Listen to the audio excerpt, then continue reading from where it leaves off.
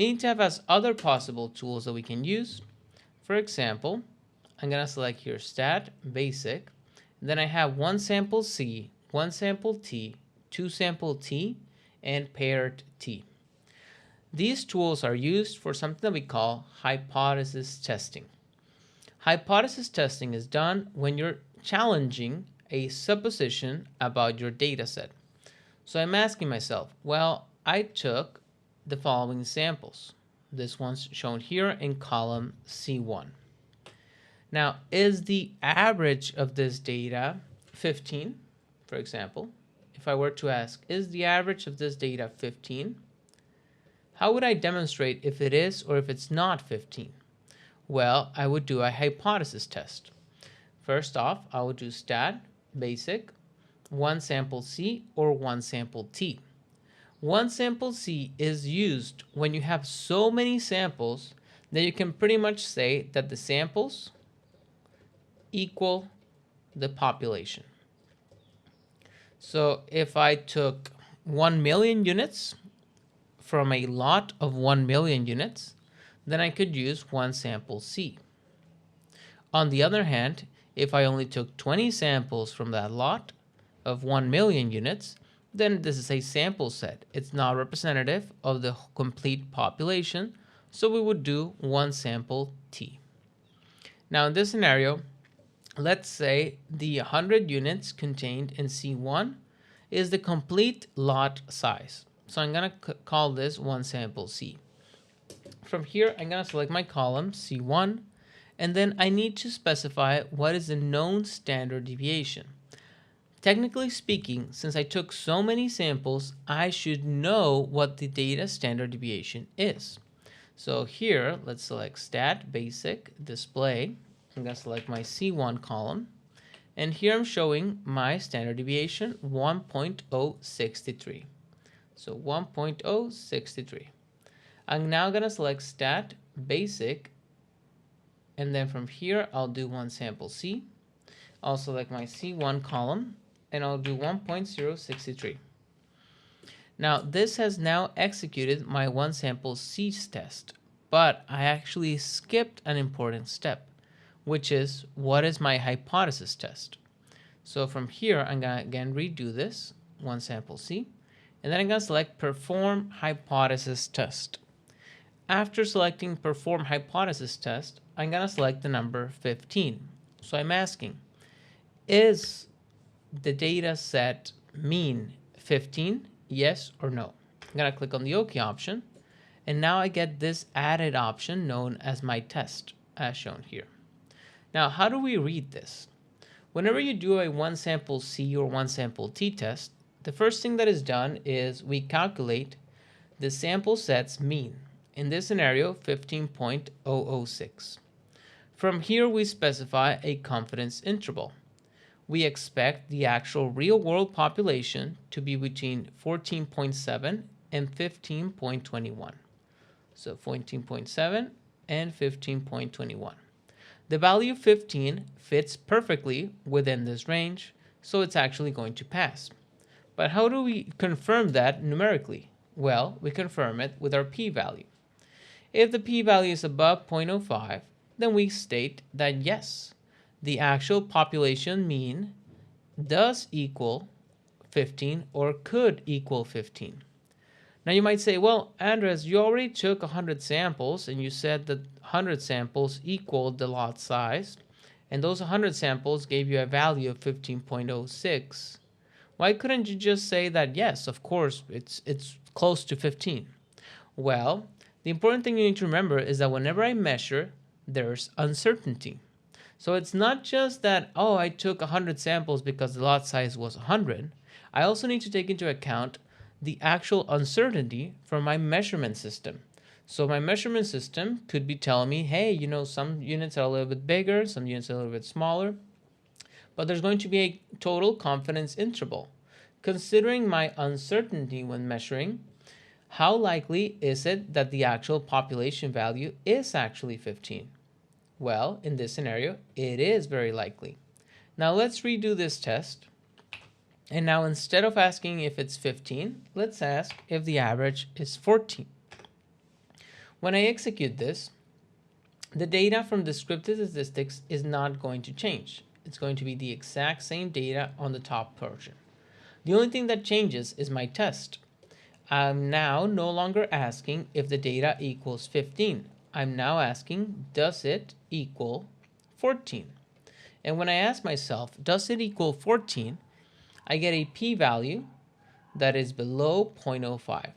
So that means that it is not equal to 14. Okay, this is what we call the null hypothesis and the alternative hypothesis. So in this scenario, the alternative hypothesis wins, which states that it is not 14. Okay, now let's compare this with one sample t. So I'm going to go back here. I'm going to select stat, basic, and now one sample t. Within one sample t, we do the same thing, but now I'm no longer being asked about the known standard deviation, because when we do one sample t, the standard deviation is actually going to be calculated from my sample set. So from here, I'm going to select my hypothesis value, let's say 15, and I'm going to execute this. With this, I now have my results, which again will not differ from the calculations done before. As you can see, they are the exact same values, except for the confidence interval. When we do one sample t, the confidence interval is actually going to be wider than the one sample c, because we understand that we have less certainty. The 100 samples that I took are representative of the population, but they are not the complete population. So my lot size is bigger than 100. Now from here, again, we go over to our p-value. If the p-value is above 0.05, then we confirm that my data average for the population could be 15. In this scenario, if I re-execute this and I ask myself, hey, is it 14.5? And I execute, I'm going to notice that my p-value is now below 0.05. So that means that my average of the population is not 14.5. Okay. Now, we've talked about one sample C, which is when you have enough data that it's pretty much the complete population. We've talked about one sample T, which is the one that you're most commonly going to use because you're going to take 20 samples, 30 samples, or 100 samples of a bigger lot. And what about pair T and two sample T? What do those do? Well, instead of asking ourselves, do we meet a certain target, we instead ask, is column 1 similar to column 2, 3, or 4? So from here, I'm going to say sample 1, column 1, and sample 2, column 2. I'll click on the OK option, and I'll visualize the output. From here, I can see that column 1, dimension 1, had a mean of 15.01, while column 2 had a mean of 14.87. Now again, just because mathematically column 1 is different from column 2 does not mean that the population of column 1 is different from the population of column 2, because it just could have been bad luck. When I took the samples from column 1 or lot 1, let's just call this one lot 1, maybe I got really big parts. And when I took the samples from lot 2, I got smaller parts. But they all come from the same machine, and the machine was behaving exactly the same.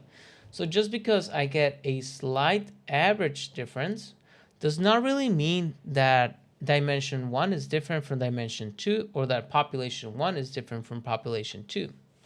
So what Minitab does is, first off, it does a subtraction. 15.01 minus 14.87, and that's going to give me a difference of 0.139. This difference is greater than 0. Now, just because there is a mathematical difference between population or sample set 1 minus sample set 2 does not mean that the confidence interval is actually going to have a difference.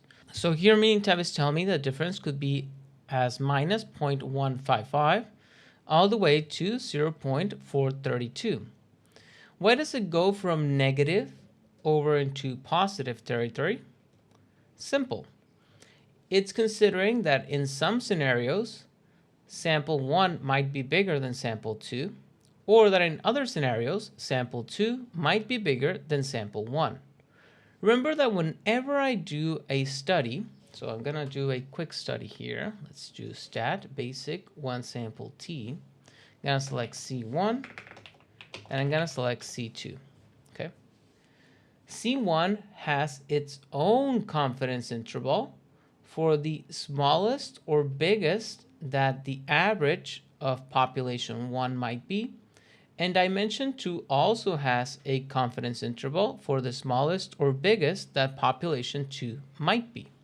So this means that whenever I have worst scenarios, which would be sample 1 is 15.21 minus 14.66, this would be the biggest width difference that there might be on a positive scale. And I could also have something inverse, which would be population 1 is very small, 14.795, minus population 2 being quite big, 15.07. So that is why this might go from negative to positive.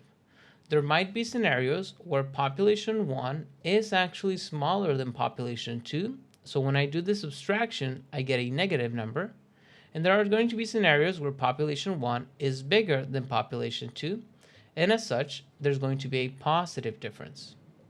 Since the value 0, which would be no difference, exists between negative to positive, we can conclude that there might not be a difference between population 1 and population 2. And the fact that we actually did get a numerical difference might have just been luck. If I go over here to where it says test, I can confirm this with my p-value. If this one is above 0.05, then I know that there is no mathematical difference between population 1 and population 2. Okay. Now let's redo this within column 2 against column 3. So I'll do stat basic and then 2 sample t. I'll select column 2 and I'll challenge it against column 3. Again, we're going to get our calculated data mean right here. The two data means are going to be subtracted. So 14.87 minus 14.92. Observe how this one is smaller than this one. So the difference calculated is negative. However, again, there might be scenarios where population 1 is bigger than population 2, and there'll be scenarios where population 2 is bigger, sorry for that, bigger than population 1. So if population 1 is bigger than population 2, it's going to be positive. If population 2 is bigger than population 1, then the result is going to be negative. And that is what we get here. Now you might say, well, shouldn't this always happen? Not necessarily. Because remember, it's a confidence interval calculation. So when I review the confidence interval for C2 against C3, for example,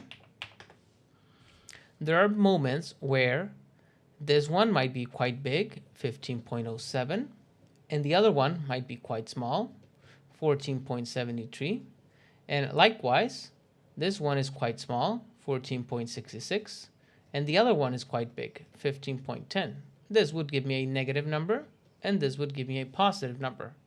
However, if the difference in confidence intervals between one population and the next are so drastic, then there might not be any overlap. So let's compare the situation for column 9 against column 3. So let's do column 3 against column 9. Column 9 has a data mean of 100. The confidence interval tells me that the smallest it might be is 99.4, and the biggest it might be is 100.8. These numbers are quite large when compared to column 3, which the smallest it might be is 14.73, and the biggest it might be is 15.10.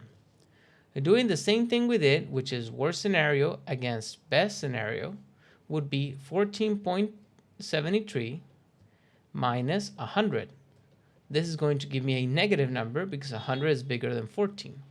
And I can do it again the other way around.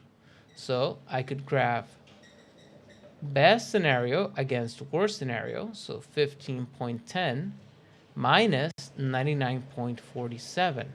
And again, I get a negative number because column C9 is always bigger than column 3.